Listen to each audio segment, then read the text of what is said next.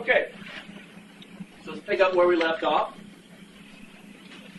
We were talking about how when it came to the settlement of the United States, we worked our way west until we got to Kansas, Nebraska, and then we kind of jumped over to California, filled that area in, and then kind of moved slowly back together, kind of like if you have your shoelaces. You know, you have your shoes. Your shoelaces do what? They pull together. They pull them tight, correct? All right? So if we're using an analogy of pulling something together and connecting sides and then pulling them all together, what would be a good example of the metaphor for the shoelaces for the United States? What is the item that is kind of pulling it all together? The railroads. The railroads are pulling them all together, right? So as the railroads expand, they connect the east to the west, and they pull them together. Now, what did I say drove the railroad's expansion into some of these areas? Silver and gold. People finding money just falling out, or thinking they're finding money just falling out of the ground, so they head west. Now, as they head west,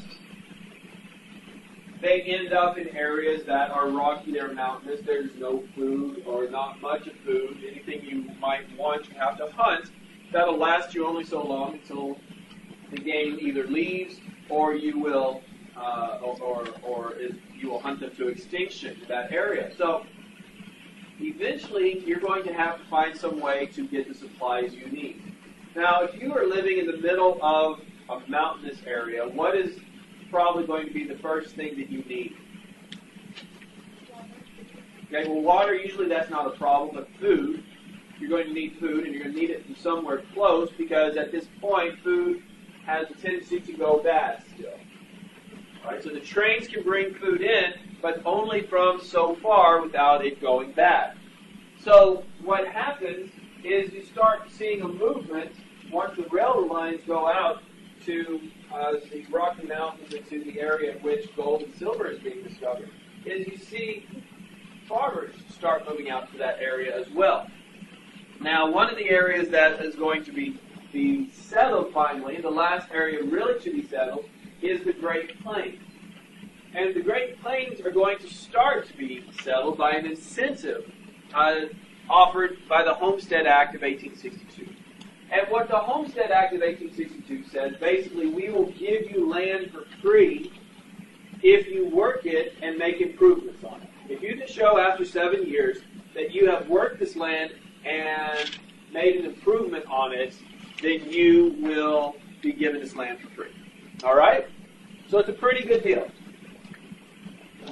The problem is this is land that nobody had wanted before because it was considered what? What had it been labeled? Labeled what? No. What is that? What? Unfarmable. What did Zebulon Zebulon's Pike in 1805 call it? The Great American Desert. Okay? Because there were no trees, and if there were no trees, then nothing could grow there. The only thing they had was grass that was up to your waist. So now people move out there because, like anything else, the opportunity to get something free, people will show up in droves to get it, especially this land. It could be terrible land, but they still want it. So people show up to take over this land and start tilling it and start making improvements. Now, if you move out to an area and you are a farmer and you are going to live there, what's the first thing that you need to do? Build a house. Now, previously, when people have moved, let's say you move from Virginia to Kentucky and you build a house, what do? What? Cut down trees, axe, chomp, chomp, chomp, chomp, chomp. Put them in, make yourself a log cabin. You guys play with Lincoln logs growing up? Okay? Same thing, you just a little bit bigger. Take a chunk out of these sides, and you lay them on that, and you put mud in the middle of the area to keep the wind out. Problem of the Great Plains. No trees. So how are you going to build a house? Well, you use the one thing that you have available to you, and that is a whole bunch of dirt. So what occurs is people create what is known as the sod house. And this is a colorized picture of a 1860s sod house. You can see the little girls playing out front. You can see the grass. You can see Dad over there. Mom's right over here.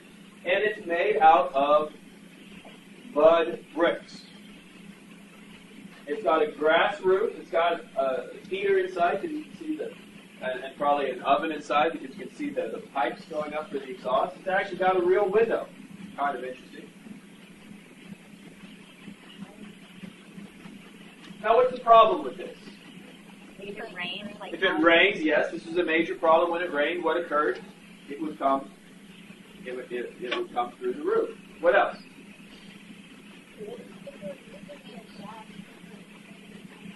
Make it catch on fire. What'd you say? Wind. Okay. What? Okay. It dry out and start cracking. That's right. Okay.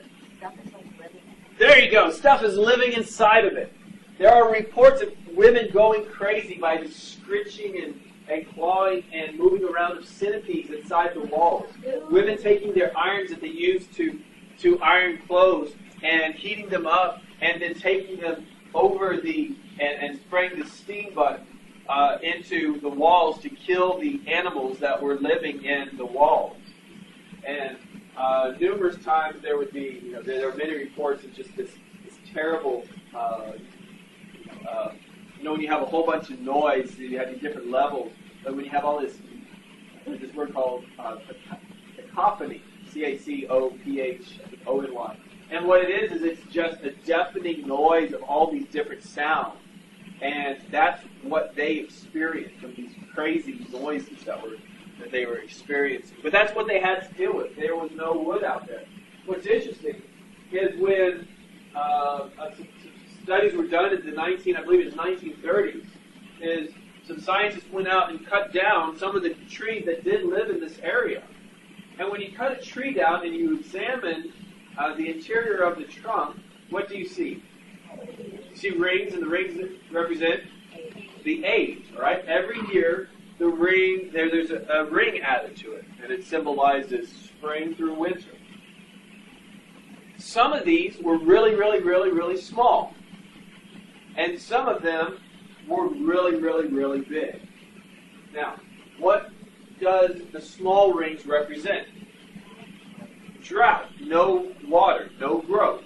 But then you have really big rings, and that symbolizes a lot of rain, a rainy season. So what scientists discovered is that when people moved to this area in the 1860s, they were experiencing a very heavy rain time period.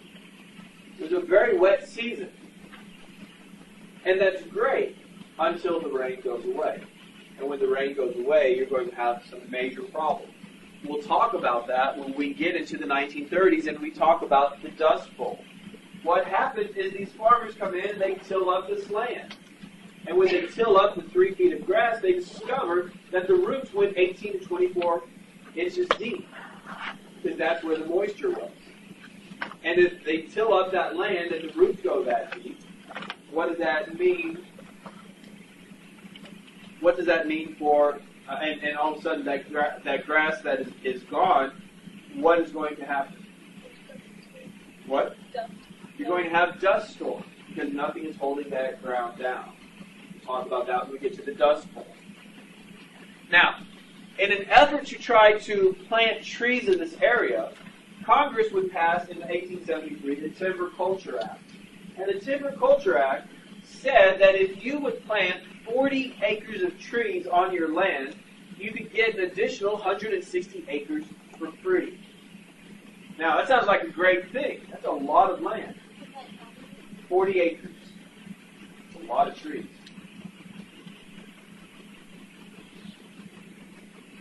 Now, the problem is like many things at this time period, it has good intention, but it's going to be poorly executed, and it's going to basically result in a lot of corruption and graft and land given away that was not actually compensated.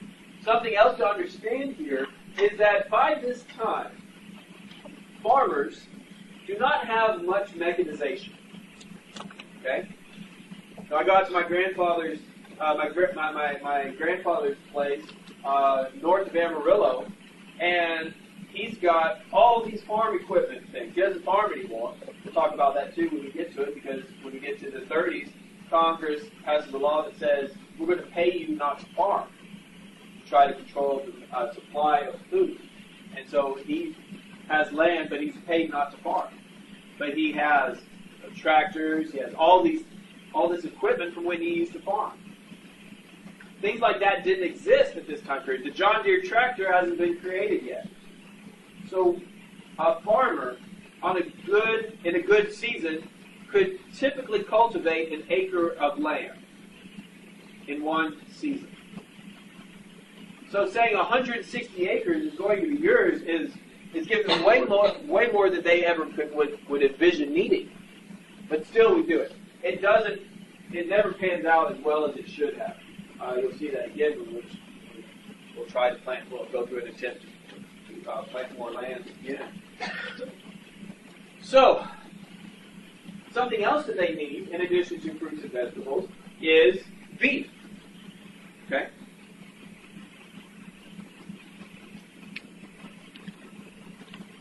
The first explorers to North America would leave accounts of these stories in which they would hear this gigantic earthquake, or they would feel an earthquake, and they're at the bottom of the hill. They would go to the top of the hill and look out into this valley in which, as far as they could see, thousands upon tens of thousands of buffalo were running wild across this valley.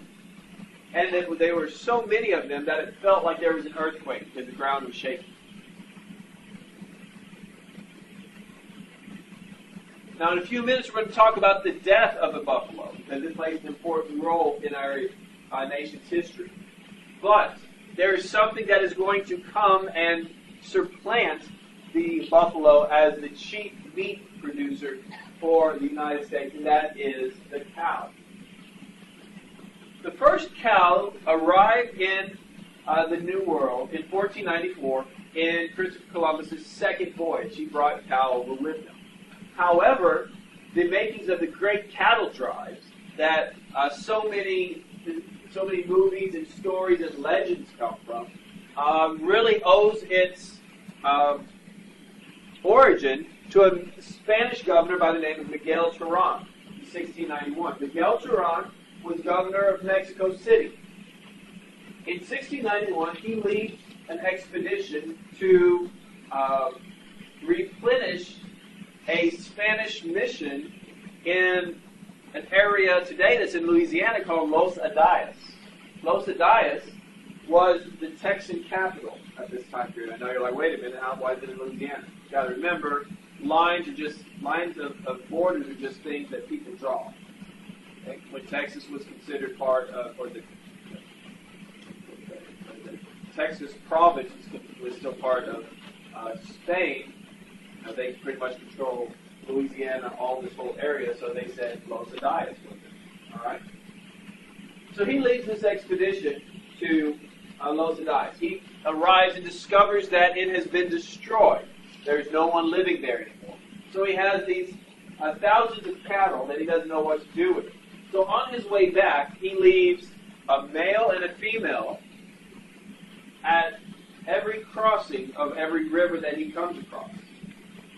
So a male and a female left on their own at every river crossing they come across. Jump ahead 200 years, 150 years, and you have cattle as far as you can see that are wild, that are there for the taking. Now, because cattle are so prevalent in Texas, you could probably get $3 to $4 per head if you were to sell them, let's say, in Houston. However, if you could get them to Illinois, they were going for $30 to $40 per cow, 10 times higher.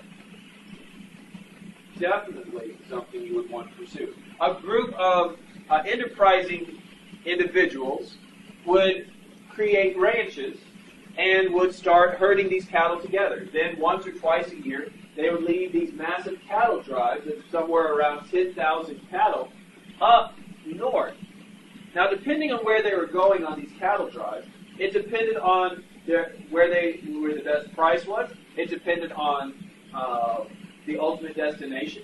And in many instances, it depended on where the cattle, it depended on where the railroads had gotten to.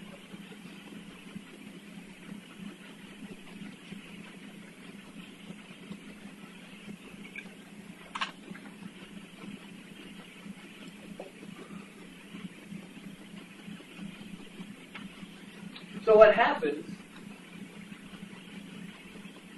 is you see the birth of these cow towns that develop as places to take your cows to be shipped on trains east. Now, why?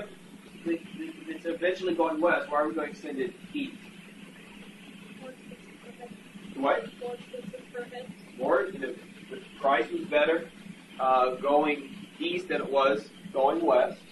New York had a huge demand. You think about New York, what do they produce? Nothing agricultural. Everything that they have, they need to import themselves. So what happens is you ship it to Chicago. What is Chicago known as today?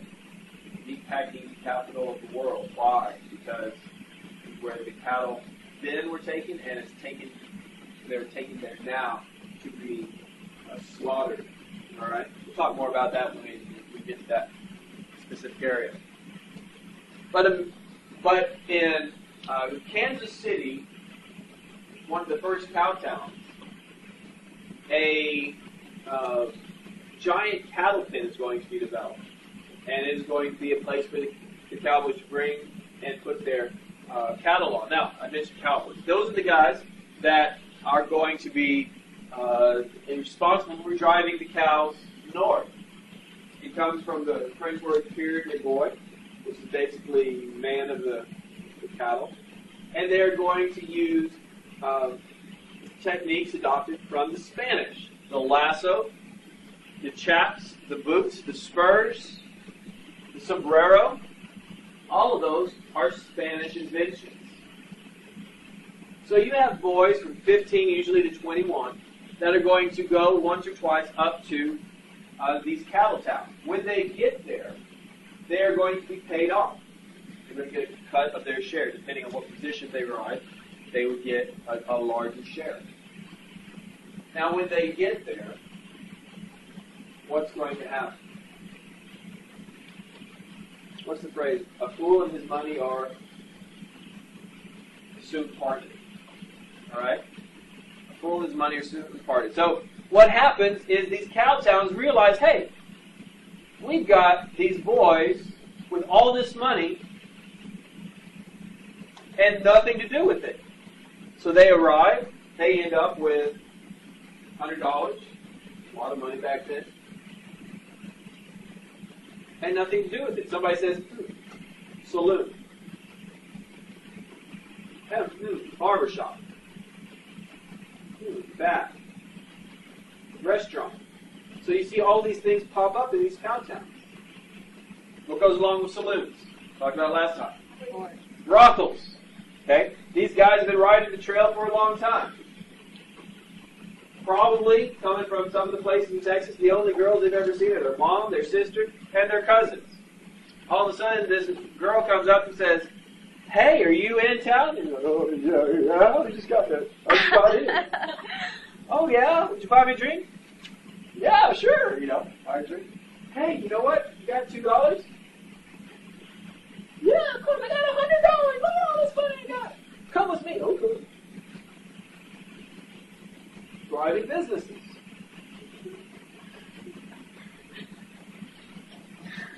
Now, the cattle drive only lasts for about 20, 25 years. Things change.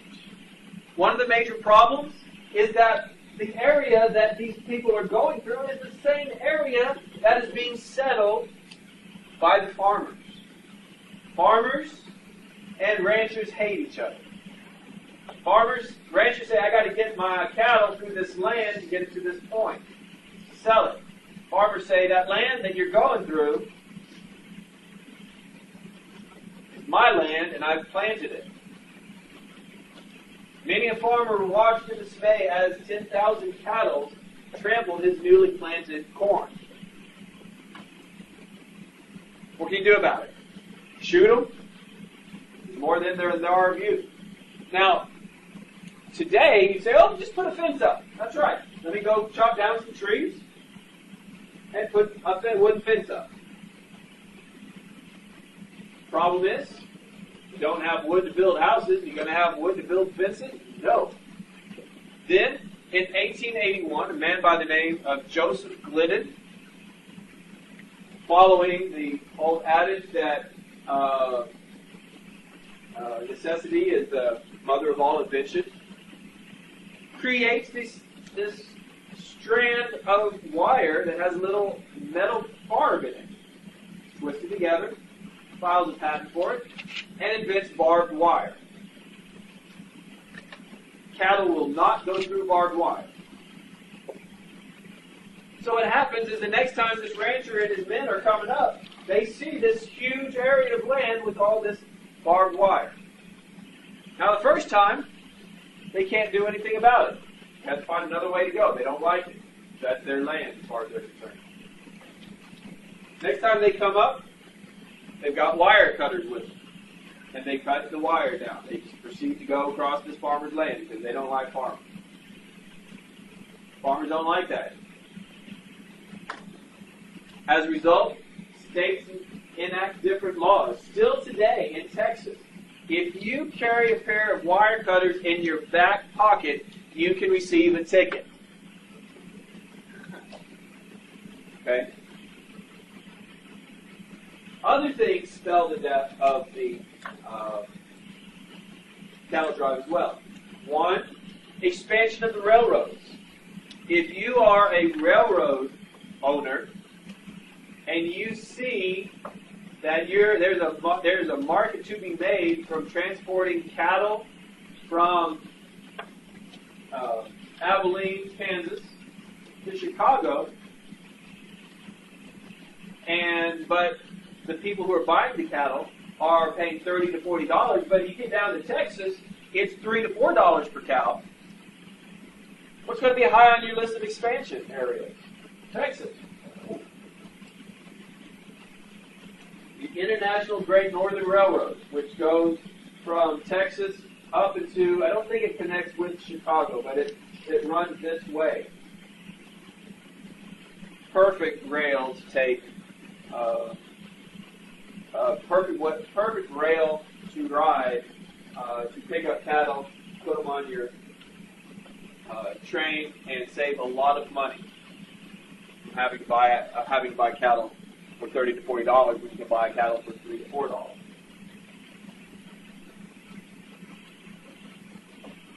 In 1886, there is a massive blizzard that kills off roughly around half of the total number of cattle in the West. Where they wintered? Out in the fields. Because the blizzard is so bad, they are unable to survive. They die from exposure. Another thing that changes, or is the cattle drive, is the invention of the refrigerated car, train car. How many guys have air conditioning in your car? Who am I kidding? This is Texas. Your air conditioning goes out, you sell your car and get another one. I had this summer. This guy ordered a pizza. I ordered a pizza from Domino's. This guy pulls up and he's sweating, I'm like, whew, hot out there. He's like, yeah. I said, well, got air conditioning, don't you? He's like, no. Ooh, here's a bigger tip. Go buy yourself a car with air conditioning. It's not something you want to do without. But the invention of the refrigerated car uses the same technology that you use to cool your car today. All right?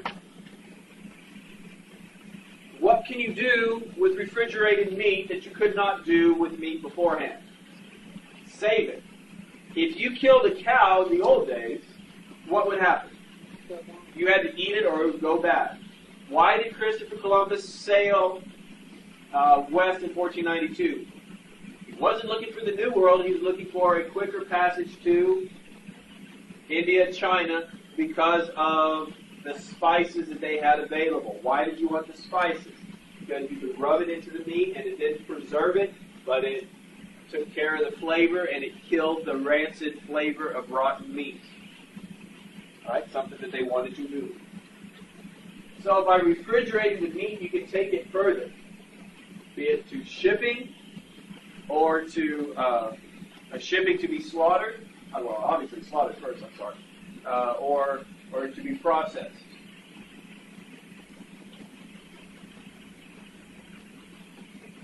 So you have a bunch of 15 and 21-year-old boys, no girls, out in the West, drinking, gambling, a lot of free time on their hands. You're going to run into some problems. Now, Hollywood has painted this time period as an area where law did not exist. And it's known affectionately as the Wild Wild West. It was not as wild as people would lead you to believe. There are some instances where things happen that are unfortunate, but they're no different than today, where one guy tries every measure he can to buy out another guy's business so he doesn't have to compete.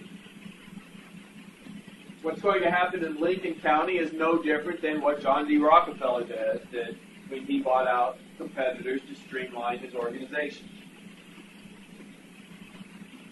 Except maybe this is a little bit more illegal.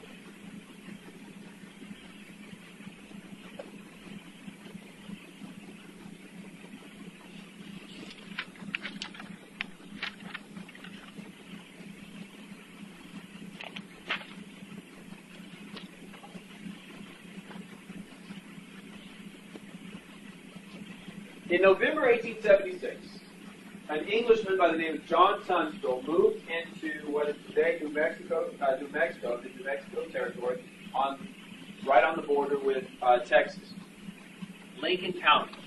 John Tunstall moved to the area with the desire to buy a ranch, raise some cattle, sell the cattle to the army.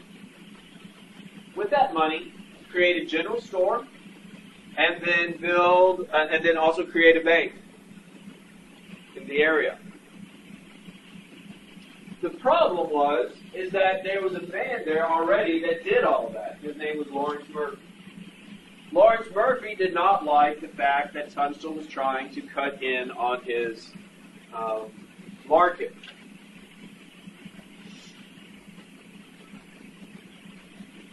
In 1878, Lawrence Murphy would get a court to take from Tunstall all his land and give it to Murphy.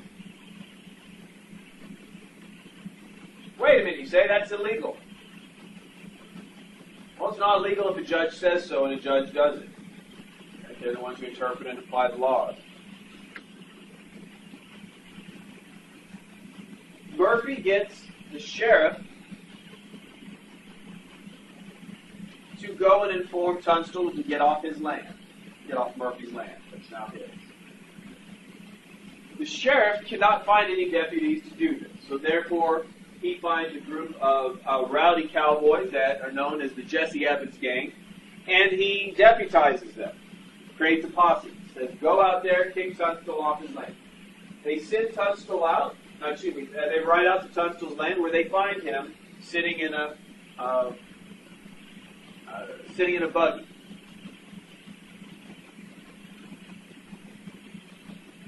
One of the members of the posse shoots and kills John Tunstall. He says that the man who shot him said that he was going for a gun. He wasn't going for a gun. He shoots him in cold blood.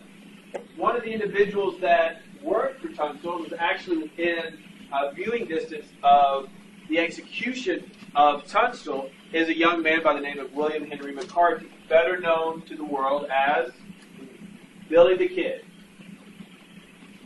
Billy the Kid and some of the other individuals that work for Tunstall come together and form a group called the Regulators. Now, they're called the Regulators because they are going to regulate Lincoln County. And when they say that they're going to regulate Lincoln County, they are declaring that the government of Lincoln County is corrupt. What we would today consider vigilantes is what the Regulators, it would be the current description today of what the Regulators are doing. Now, they would set out to avenge Tunstall's death by tracking down and killing the Jesse Evans gang. And in order to make this legal, they got deputized by the county justice of the peace.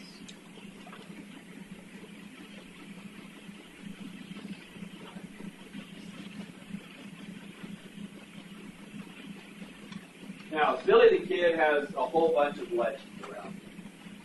And almost all of them, you can't say this for every Wild West actor, but almost all of them are 100% true when it comes to Billy the Kid.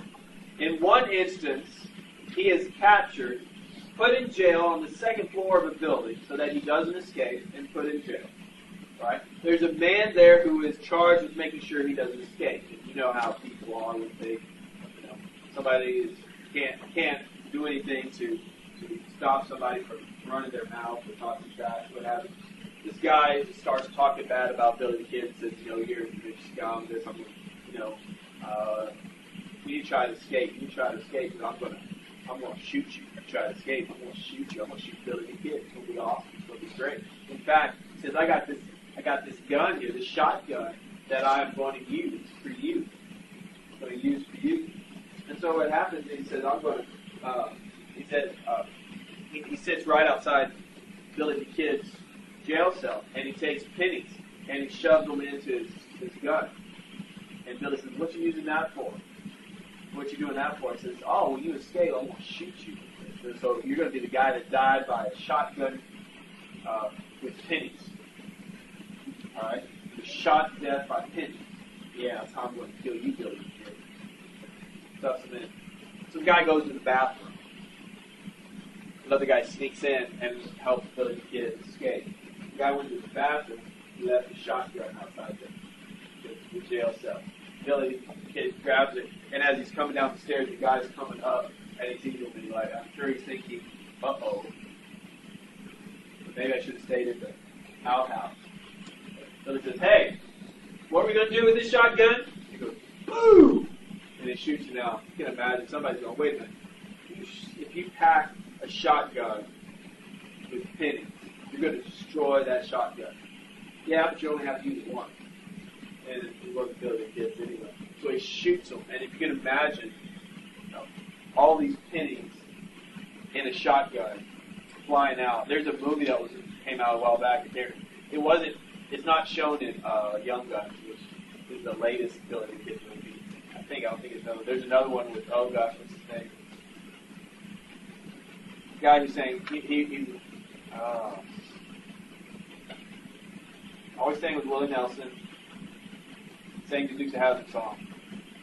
Waylon Jennings played Billy the Kid. And they actually show it. It's pretty cool when he pulls the trigger. All these pennies just go flying out. And of course, the special effects, you're not actually going to shoot somebody with what they'll do, but just destroyed the guy. There was nothing left. But anyway, at the end of the Lincoln County War, Jesse Evans' gang and Lawrence Murphy are going to get the regulators, and catch the regulators off guard in a house. If you've seen Young Guns, they actually showed this scene. Pretty well how they do it. I don't think it ends the way that they show it ends. I have to look that up. But what happens is they actually shoot their way out of this house, and they escape. And after that, it's pretty much the end. Now,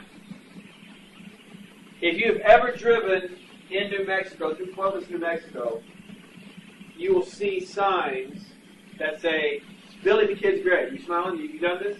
Okay. Now what's funny if you go a little bit further? You see it again. Okay. Because nobody knows where Billy the Kid was really killed, or where he's really buried. There's two graves that compete. And there's like museums that have popped up right around. One I think is in Clovis. The other one is in right outside of Santa Rosa, New Mexico. I think so. Don't quote me on that. The last time I was up there on this one road, there's actually a sign that said, "Don't stop at the next Billy the Kid memorial grave. It's not really his. Go down to Clovis." So they're actually competing over where he's really buried. Now, why they have this? Because in 1881, Pat Garrett supposedly killed Billy the Kid. However, there is some belief that he actually escaped and lived longer and died much later in life. And that's the ground for the second. Great. Now, the next one we're going to talk about is my favorite, and that's the shootout at the OK Corral. Stuff of legends. Involves two groups, the Earps and the Clantons. The Clantons had been in Tombstone, Arizona, which is right down here at the bottom of the Gadsden Purchase in Arizona. And it was a mining town. The Clantons had been there first. They had a ranch, and they drove cattle up to the different army forts and bases, providing them with beef. When they weren't doing that, they liked to blow off a little steam by robbing stagecoaches. Hey, what's a little robbery between buddies?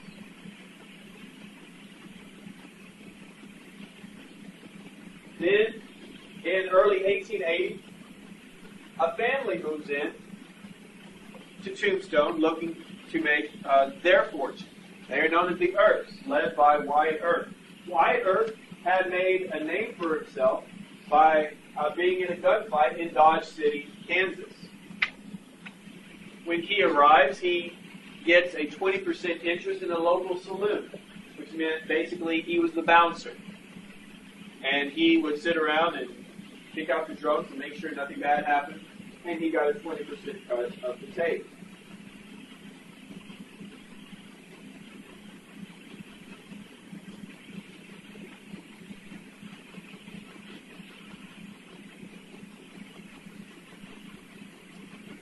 Things would escalate between the two families when one night the town sheriff, the town marshal, that's Fred White. Sheriffs are counties. Marshals are cities. The town marshal, Fred White, goes up to a drunk member of the Clanton gang by the name of Curly Bill Brocious. Curly Bill is drunk. He's shooting his gun off in town, and that violates the city ordinance that you can't have guns in town. So Fred White goes up to him and says, "Hey, Curly Bill, you got to give me your gun. You're in here. It's not supposed to be in here." Curly Bill's like, "Oh, okay. All right, here you go." And he hands over the gun. Now, the way he hands over the gun is he spins it. All right? So basically, he's holding the barrel and he's pointing towards him. So he goes and he gives it to him. And as Fred goes to take it, he does what is known as a buffalo roll. He flips it. His finger was still on the trigger, and he goes, boom! And he shoots him. Kills him. So Wyatt Earp sees this, goes out and hits Curly Bill, knocks him unconscious. The Clantons come and they take him away. That starts off a whole train of events that there are numerous movies and books that you can read upon, eventually culminating in an event of October 26, 1881. October 26, 1881, Wyatt Earp has taken over the position of Fred White as town marshal. The morning of the 26th, Ike Clanton, the oldest Clanton, comes out of a saloon drunk saying that the next Earp he sees, he's going to shoot dead. Well, first Earp that encounters him sees Ike before Ike sees him, and it's Virgil, the eldest Earp, and he hits him. He hits him with the back of his gun, knocks him out. Some of the other Clantons who aren't as drunk come out, grab Ike, and haul him away. A little bit later that day, the Clanton gang comes riding through town with their guns in full view. Wyatt says, I'm not going to allow that to happen. They're violating the city ordinance. And he goes out to take their guns. On his way, he runs into the county sheriff who says, oh, don't worry about it. I've already taken the guns. Well, I've taken their guns. I told them they're not supposed to do it. The problem is the sheriff is on the side of the Klansmen. So they're like, whatever, get out of here. This is counter. So they encounter the Klansmen outside OK Corral. It's called a shootout at the OK Corral, but it doesn't take place. It's 4 against 4. You have the Klansmen and 2 other cowboys. I can't remember the other Klansman's name. Ike's easy to remember. What's the other one's name?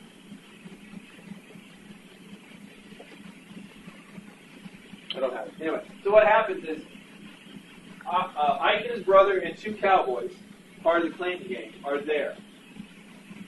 You have 3 Earps, Wyatt, Virgil, and Morgan Earp, along with Wyatt's best friend named Doc Holliday,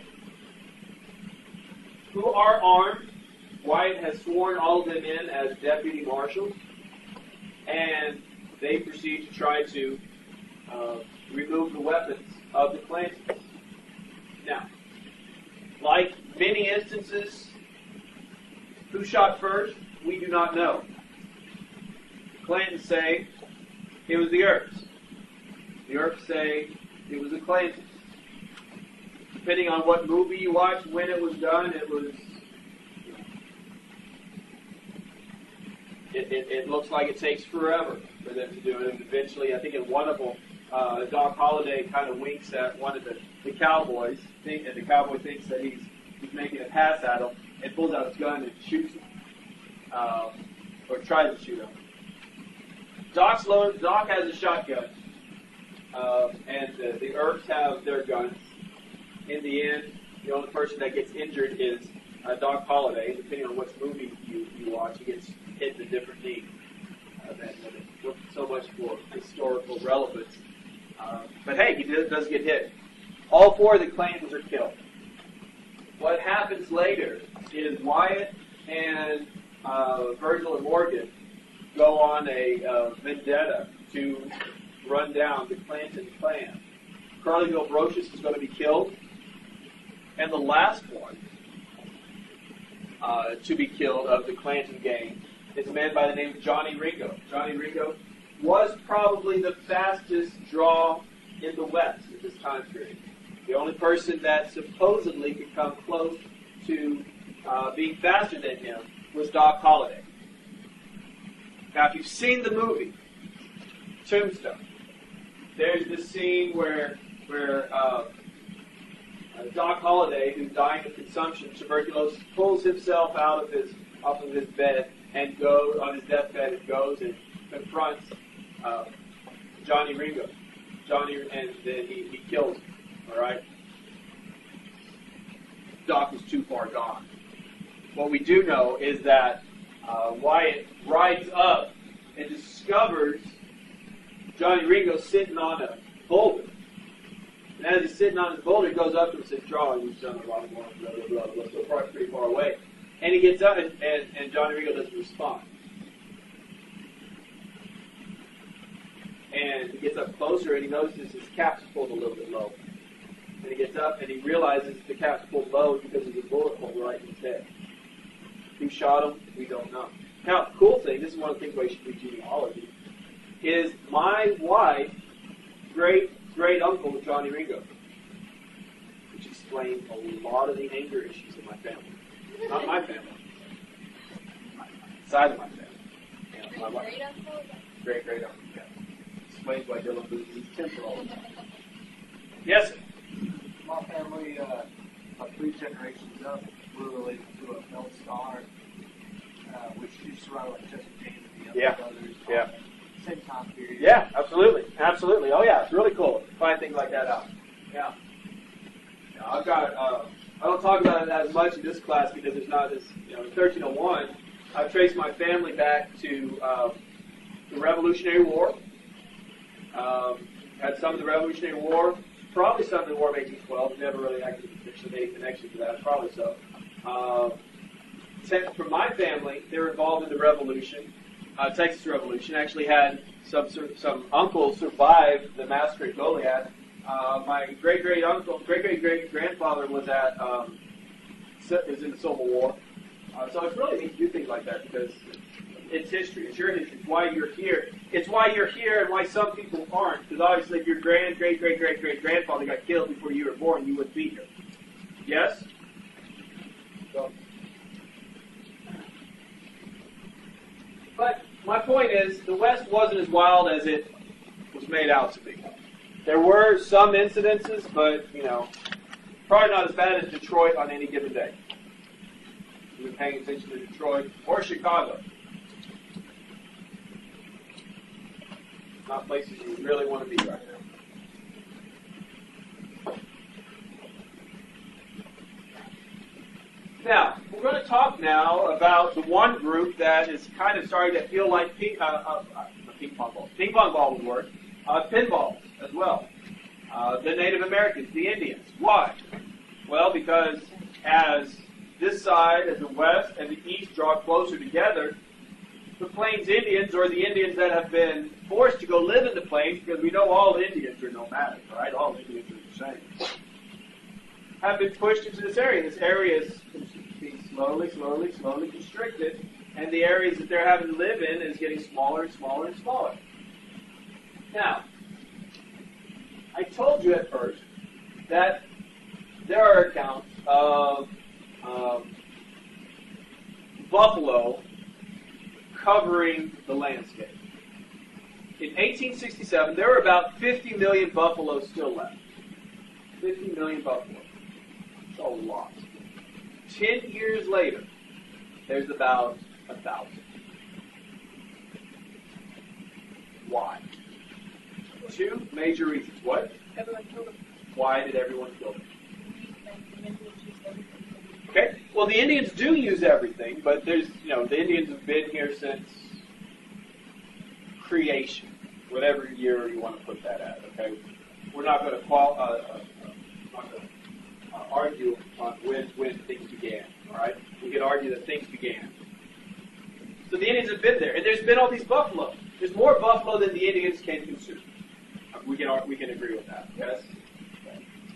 Now, one of the things that you have been brought up to believe is that the Indians were all peaceful, and that they lived in harmony with the nation, with nature, and Pocahontas only took what she needed. When she sang her "Colors of the Wind" song, she sang "Colors of the Wind," and the buffalo dies in front of her so she can eat it. Right? Okay. That's a whole bunch of BS. One of the neat things that you can do, archaeology has discovered probably in the last 60, 70 years, is the Native Americans would get behind these buffalo herds, and they knew exactly where they needed to be to scare a buffalo herd to make them stampede and to drive them in a certain direction. And what would happen is they would drive them in a certain direction, and they would go over a cliff. So what you would have was wholesale slaughter of buffalo, and then they would go in and take what they needed, and then leave the rest. Okay? Now, still, in situations like that, there's handfuls of those. In situations like that, there's still millions more. But the buffalo was used by the Plains Indians for every aspect of their lives. They used the tendons for their bowstrings. They used their bones for pestles and mortars.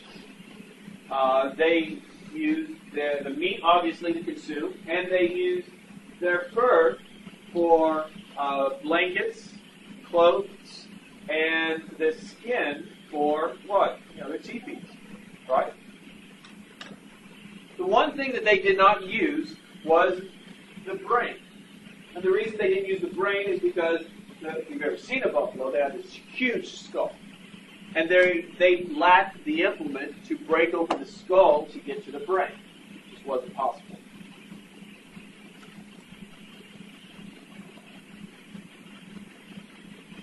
So at the end of the Civil War, actually before that, during the Civil War, there would be some Indian uprisings, right? when's the best time for you to try to pull something on your parents, right? When's the best time for you to try to do something to get away with your parents? When what, Abby? When they're arguing, or they're dealing with your little brother, right? Little brother just created a problem. What are you going to do? Aha! I'm going to go get a cookie out of the cookie jar. They didn't see it. The Indians tried to do the same thing. All right. I know this is like, yeah, that's the worst thing I've ever done. Okay. The Indians are going to do the same thing. While we're fighting the Civil War, we're not occupied with what's going on in the West. So what happens? They start attacking. They start attacking, and they run rampant throughout the Great Plains, attacking settlers.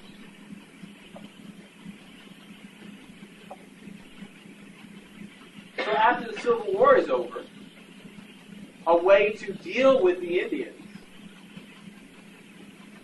is to attack their way of life. Okay, if you're trying to track a Native American, you got to have a Native American usually to track them for you, because you're not going to be able to do it yourself. They're just too good.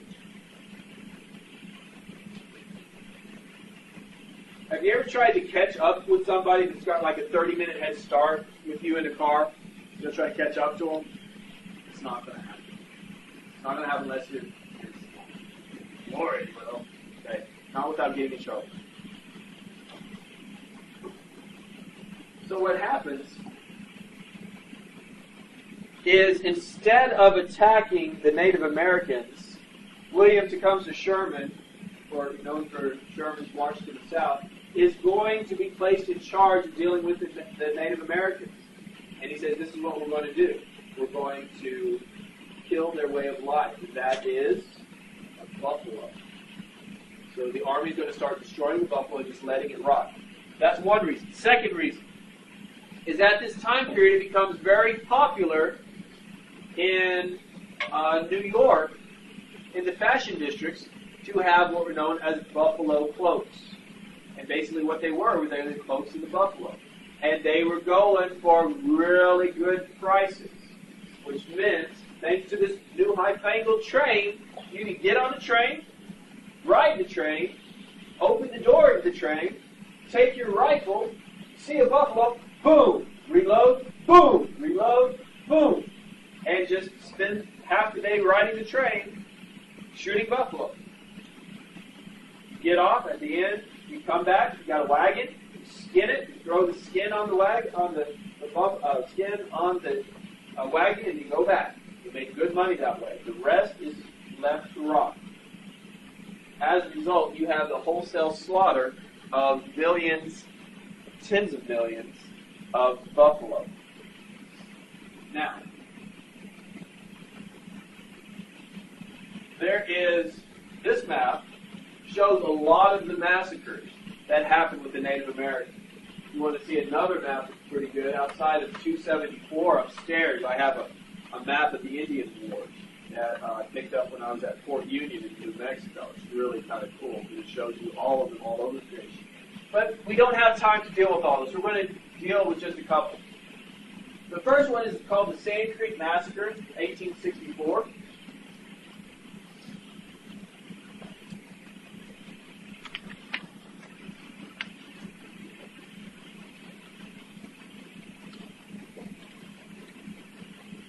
And it occurred in Kiowa County in Colorado, right by the Sand Creek.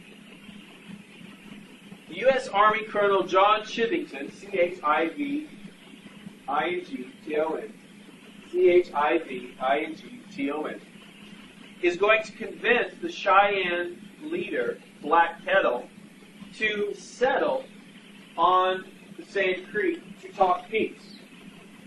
Problem is Chivington has no intention of talking peace, and when Black Kettle is away, he attacks.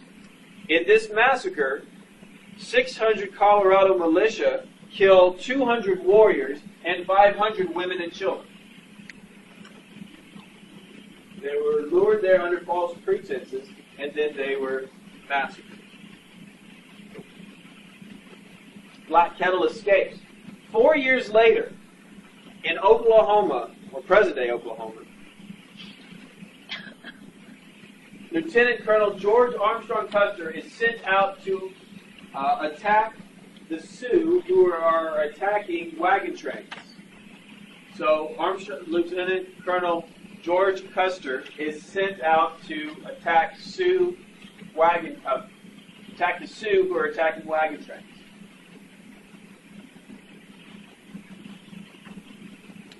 In a blizzard, he stumbles across a Cheyenne campground.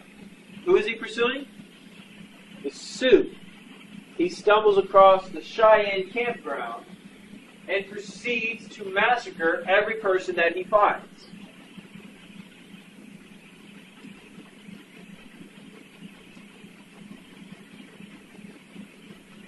All in all, about 1,000 are killed. This is the Cheyenne campground, was led by Chief Blackkettle, the same one from the same Creek Massacre.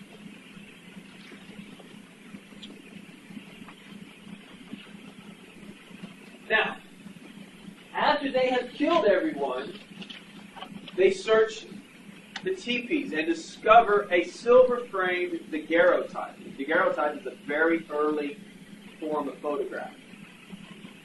So they say, aha, here's the justification that these Cheyenne were attacking the wagon train. Were they sent to get the Cheyenne? No, they were sent to get the Sioux. Who did they kill? The Cheyenne. And when they realize they made a mistake, they say, but it's okay. We found this. But you found it after you killed everybody. Yeah, I know, but we found it. But you killed everybody beforehand. Yeah, I know, but we found it. That's justification. Is it justification?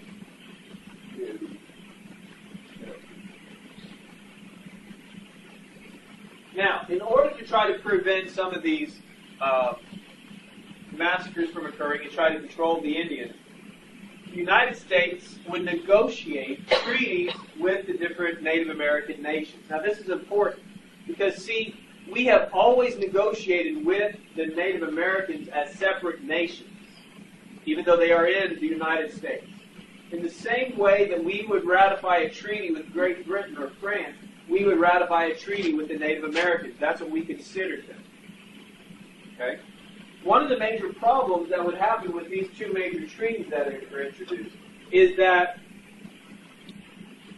in the Anglo culture, in the European culture, if we needed a treaty negotiated, who would do it in the United States? Who would be our person to negotiate a treaty?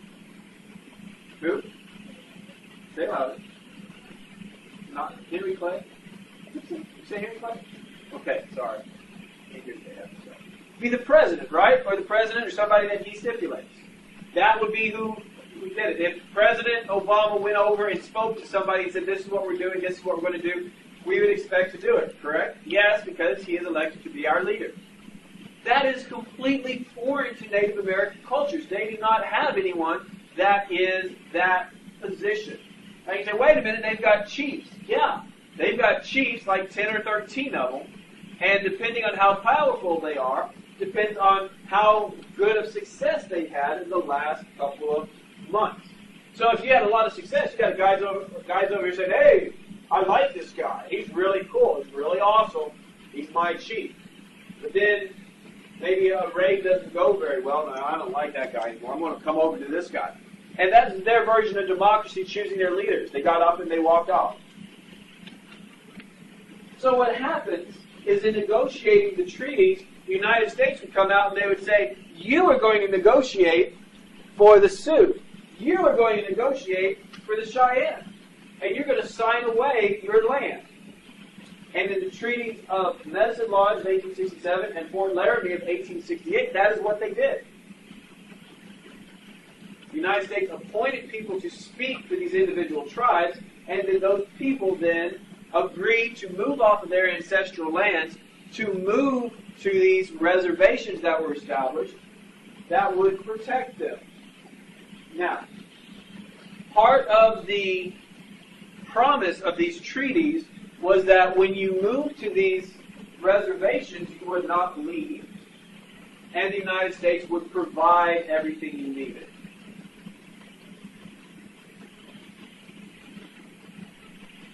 Now, this is still a time period of patronage in which people get put into power off of who they know, not what they know. So you can imagine there's a lot of corruption. And a lot of the Native Americans did not get food. The Sioux war chief, Crazy Horse, would say, I have an option. I can either die from lack of food on my horse in the Great Plains, or I could die for lack of food in the reservation because the white man has not given me what they promised, have not met their promises. So the Board of Indian Commissioners is created in 1869, and their goal is to provide everything that the Native Americans need. They do not. They do not.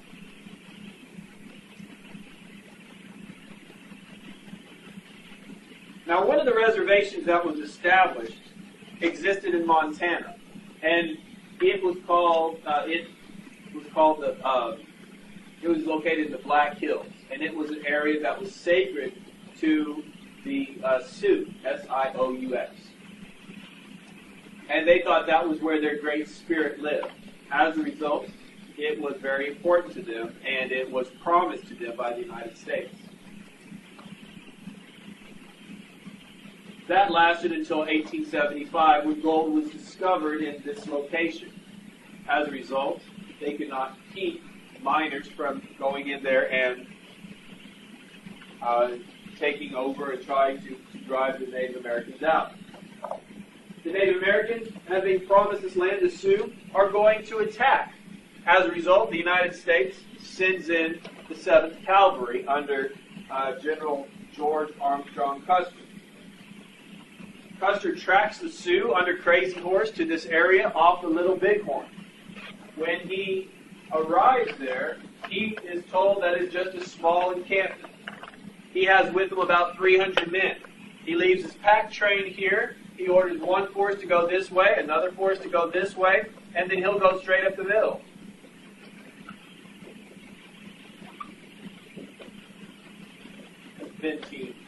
Benteen, Custer, and Reno. What happens is they stumble upon probably the largest encampment of the Sioux in many years.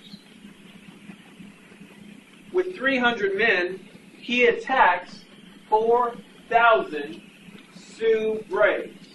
That's not counting women. That's not counting children. That's not counting old men. In this battle, Custer and his men are completely destroyed. The worst defeat to the United States Army. 268 men, enlisted men, and 45 officers are killed. Custer is one of them. After this, the wars die and start coming to an end. And in 1887, Congress does away with the reservation system. The reservations are broken up, and the Native Americans are given lots of land to cultivate. This is done in the Dawes Severalty Act of 1887. The primary thinking at this time is that if the natives are given land to cultivate, they will, and then they will, in turn, settle down. In 1929, Congress passes a bill that makes all Indians, Native Americans, citizens of the United States. No longer are they a separate tribe, separate nation. They are citizens of the United States. No, I like it. I think it's funny. After I finish my classes, I go up and I look to see how my pacing's going. The last couple of days, I've done about 12 slides per class. What is this? 4. It depends on what you get. It depends on how much I talk about one issue. You guys have a good weekend.